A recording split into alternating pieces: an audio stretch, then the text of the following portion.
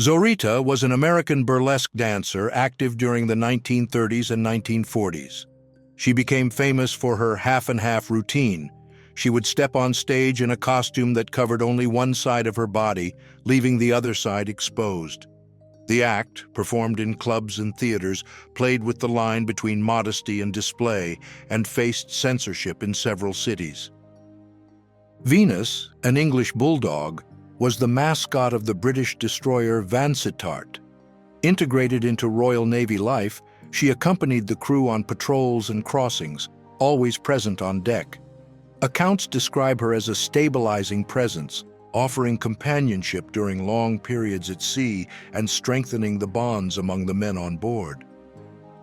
Dating back to the 17th century, the Emerald Cup is a landmark of Indian court goldsmithing. Carved from a single 252-carat piece, it was shaped for ceremonial use, with reinforced rim and base. Gold and diamonds were added to secure the stone and signal royal patronage. Today it is considered a historical treasure.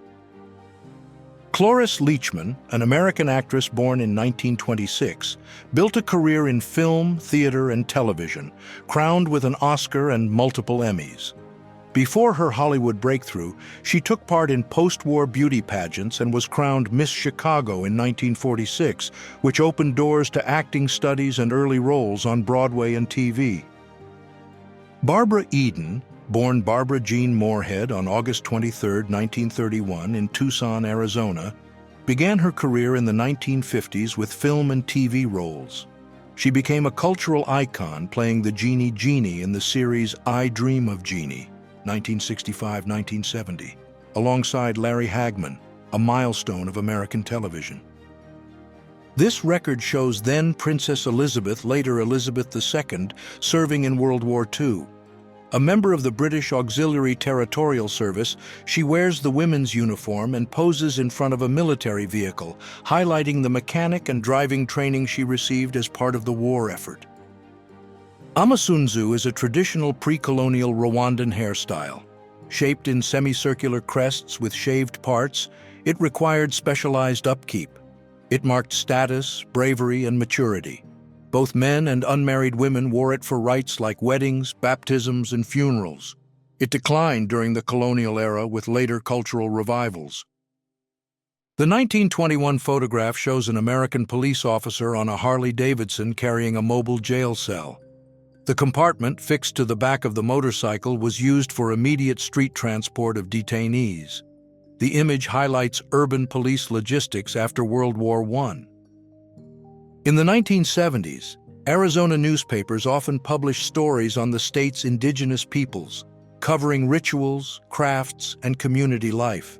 In one edition, the cover featured two Native women, reflecting social roles and identities debated at the time in a regional publication. In 1959, before the internet, young people took up phone booth stuffing, seeing how many bodies could fit inside a phone booth. It started on campuses and high schools, turned into record contests and photo ops, made it into the papers, and ended as a passing fad, typical of post-war youth culture. In 18th century France, material culture reflected the world of courts and literary salons. Among the furniture, the reading chair stood out, a stable seat with an adjustable back and a bookrest, designed for long sessions. Produced by master cabinet makers and consumed by the urban nobility, it combined comfort and utility. These photographs show certain world leaders as children. By revealing everyday details and family contexts, they offer glimpses into the social formation of these public figures. In the press, often depicted as distant, they appear closer to the reader and their own life journey. In the 1970s, payphones were central to city communication. Installed in squares, bus stations, and bars, they worked with coins or tokens bought at newsstands. The user would insert credit, wait for the dial tone, and place the call. Lines, common at peak times, showed the community's reliance on the service. A large-diameter pipe is part of the infrastructure of the Hoover Dam, one of the country's largest, on the Colorado River at the Nevada-Arizona border. Built amid massive unemployment during the Great Depression, The project was scheduled for 5 years and delivered on time, from 1931 to 1936, when the reservoir began operating. Jean Tierney was an American actress whose career peaked in the Hollywood studio system of the 1940s and 1950s. She stood out in Laura, 1944, and Leave Her to Heaven, 1945.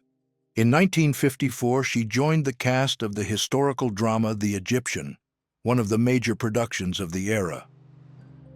These two collided bullets were recovered after the Gallipoli campaign, fought on the Turkish peninsula between 1915 and 1916. The battle pitted the Ottoman Empire against British, French, and Anzac forces. The impact shows the density of crossfire and the closeness of the lines during World War I. On a rainy afternoon in 1963 in London, a well-dressed couple walked through the city center. Traffic moved slowly, shop windows reflected puddles, and double-decker buses passed by. Under a metal-framed umbrella, they kept pace, talking quietly like a snapshot of urban life at the time. In London, during fears of chemical warfare, an unidentified woman pushes a baby carriage adapted with a gas-proof cover through the streets. She herself wears a gas mask. The scene records civilian protection measures in the city, reflecting defense policies and daily life under the threat of attack. In 1973 in Oklahoma, a girl is pictured selling flowers along the side of a highway. The scene captures informal trade practices that, at the time, supplemented household income in rural areas. Flower sales, often seasonal, took advantage of traffic along the interstate roads. The photograph is part of the historical record of World War II. Taken on D-Day, June 6, 1944, during Operation Overlord, it shows U.S. infantry advancing under German fire on a Normandy beach. Soldiers seek cover among obstacles while ships in the background support the landing. In the 1990s, collector and builder J. Orberg gained notoriety for creating limousines that defined the era of automotive extravagance. In his U.S. workshops, he stretched chassis and redesigned interiors, turning production models into unique vehicles for events, media, and promotional appearances. Egyptian sculpture of Caper, chief lector priest, a figure of ritual and administrative prestige. From the Old Kingdom, possibly from Saqqara, it is carved in sycamore wood. The inlaid eyes, copper rims, white in opaque quartz, and corneas in rock crystal. It was intended for the funerary cult of the Ka. In the October 1966 issue of American Vogue, the cover featured Audrey Hepburn through the lens of William Klein. The striking graphic image linked the actress to the mod culture vocabulary and street photography of the time, marking fashion's shift toward a more casual look. The 1962 photograph shows Camberly Kate on an English road surrounded by her dogs. Known for taking in strays, she kept up a lifelong routine of rescuing and caring for animals, never turning any away. Over her lifetime, she fed and sheltered more than 600 dogs, becoming a local reference point. Gina Lollobrigida, an Italian actress who rose to prominence after the war, became a symbol of European cinema in the 1950s. Her breakthrough came with Bread, Love, and Dreams, 1953, directed by Luigi Comencini, alongside Vittorio De Sica. The film's international success launched her career and secured her place in the Italian star system. Image of a young woman on a motorcycle in 1920. In the context of expanding motor vehicles after the war, some women adopted motorcycles for work and leisure.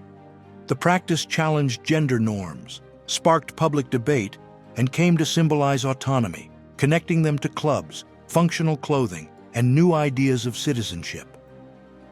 Launched by JVC in the 1970s, the video capsule 3100D was part of the portable phase in the home market.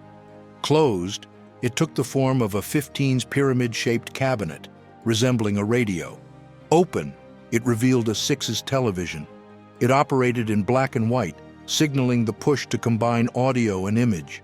The design emphasized portability and hybrid use. Tatra advertisement, 1930s. In accessible language, it introduced the principles of aerodynamics, airflow, drag, and teardrop shape, and tied them to body design. It explained how smooth surfaces reduced fuel use and noise, reaffirming Tatra as a pioneer in producing aerodynamically shaped cars. In 1916, a year of war and reconfigurations of women's work, Lady Florence Norman, a British suffragist, was photographed on a motor scooter on her way to the office.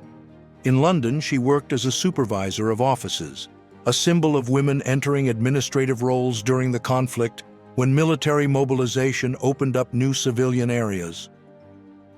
Penelope Cruz, born in Madrid on April 28, 1974, trained in dance before turning to acting. She made her feature film debut in 1992 at age 17 in Jaman Jaman by Bigas Luna, a film that marked the renewal of Spanish cinema after the transition and launched her into subsequent roles both in Spain and abroad. Between the 1950s and 1960s, Volkswagen offered, as an accessory, an espresso machine for the Combi and Beetle. Attached to the dashboard and connected to the electrical system, it reflected post-war road tourism. Today, it is remembered as a curiosity. We wrap up the video. Subscribe and leave a comment on what you thought of the photos.